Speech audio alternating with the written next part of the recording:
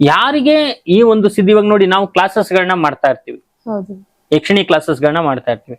ನಮ್ಮಲ್ಲಿ ಬರೋರ್ಗೆ ಏನ್ ಮಾಡ್ತೀವಿ ನಾವು ಅಂತ ಹೇಳಿದ್ರೆ ಫಸ್ಟ್ ಯಕ್ಷಿಣಿ ಮುಖಾಂತರನೇ ಕೇಳ್ಕೊತೀವಿ, ಇವರಿಗೆ ಈ ಒಂದು ಸಿದ್ಧಿ ಆಗತ್ತಾ, ಅನುಕೂಲ ಆಗತ್ತಾ, ಮತ್ತೆ ಈ ಒಂದು ಸಿದ್ಧಿಯನ್ನ ಪಡ್ಕೊಳ್ಳೋದ್ರಿಂದ ಇವ್ರಿಗೆ ಸಂಪೂರ್ಣವಾಗಿರ್ತಕ್ಕಂಥ ಬೆನಿಫಿಟ್ ಇದೆಯಾ, ಇವ್ರಿಗೆ ತೊಂದರೆ ಇದರಿಂದ ಆಗಲ್ವಾ ಅಂತಕ್ಕಂಥ ವಿಚಾರವನ್ನ ಸಂಪೂರ್ಣವಾಗಿ ತಿಳ್ಕೊಂಡು ಆಮೇಲೆ ನಾವು ಮುಂದುವರೆದು ಆ ಒಂದು ಏನು ಒಂದು ವಿಚಾರ ಇದೆ ಅದನ್ನ ಅವರಿಗೆ ಸಂಪೂರ್ಣವಾಗಿ ಹೇಳ್ಕೊಟ್ಟು, ನಾವು ವಿದ್ಯೆಯಲ್ಲಿ ಏನ್ ಮಾಡ್ತಾ ಇದೀವಿ ಅಂತ ಹೇಳಿದ್ರೆ ಸುಮ್ನೆ ಅರ್ಧಂಬರ್ಧ ಹೇಳ್ಕೊಟ್ಬಿಡೋದು, ಅದು ಇದು ಮುಚ್ಚಿಡೋದು ಅವೆಲ್ಲ ಮಾಡ್ತಾ ಇಲ್ಲ.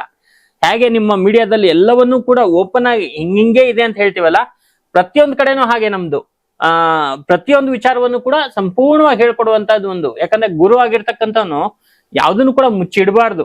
ಅದು ಗುರುಗೂ ಒಳ್ಳೇದಲ್ಲ, ಕಲಿಯುವಂತವ್ರಿಗೂ ಒಳ್ಳೇದಲ್ಲ. ಮನುಷ್ಯ ಶಾಶ್ವತ ಅಲ್ಲ. ಅದನ್ನ ಅರ್ಧಂಬರ್ಧ ಕಲ್ಸ್ಕೊಟ್ಟಾಗ ಏನಾಗುತ್ತೆ ಅಂದ್ರೆ ಅವರು ಅದನ್ನ ಉಪಯೋಗ ಮಾಡ್ಕೊಳಕ್ ಇವಾಗ ಎಲ್ಲ ಹಾಗೆ ಆಗಿದೆ. ನಮ್ ಶಿಷ್ಯಂದರೆಲ್ಲ ಕೆಲವರು ಅರ್ಧಂಬರ್ಧ ಕಲ್ತ್ಕೊಂಡು ಕೆಲವು ಮೀಡಿಯಾಗಳಲ್ಲಿ ಕುತ್ಕೊಂಡು ಏನೇನೋ ಹೇಳಿ ಅವರೆಲ್ಲ ಏನೋ ಮಾಡಕ್ ಹೋಗಿ ಒಂದಷ್ಟು ತೊಂದರೆಗಳನ್ನ ಅನುಭವಿಸಿ ಮತ್ತೆ ನನ್ನ ಹತ್ರನೇ ಬಂದಿದ್ದಾರೆ. ಅಂತದ್ದೆಲ್ಲ ಆಗೋಗಿದೆ. ಸೊ ಹಾಗಾಗಿ ನಾನು ಹೇಳುವಂತದ್ದು ಏನು ಅಂದ್ರೆ ಸಂಪೂರ್ಣವಾಗಿರ್ತಕ್ಕಂಥ ವಿದ್ಯೆಯನ್ನ ಕಲ್ತ್ಕೋಬೇಕು. ಮತ್ತೆ ಆ ವಿದ್ಯೆ ಅವರಿಗೆ ಅನುಕೂಲ ಆಗತ್ತಾ ಅಂತಕ್ಕಂಥ ವಿಚಾರವನ್ನ ನೋಡ್ಬೇಕು. ಅದ್ ನೋಡ್ಬೇಕು ಅಂದ್ರೆ ನಮ್ಮಲ್ಲಿಗೆ ಬಂದು ಅದರ ಒಂದು ಪ್ರಶ್ನೆಯನ್ನ ಹಾಕಿ ನೋಡುವಂತ ಒಂದು ವಿಧಾನ ಇದೆ.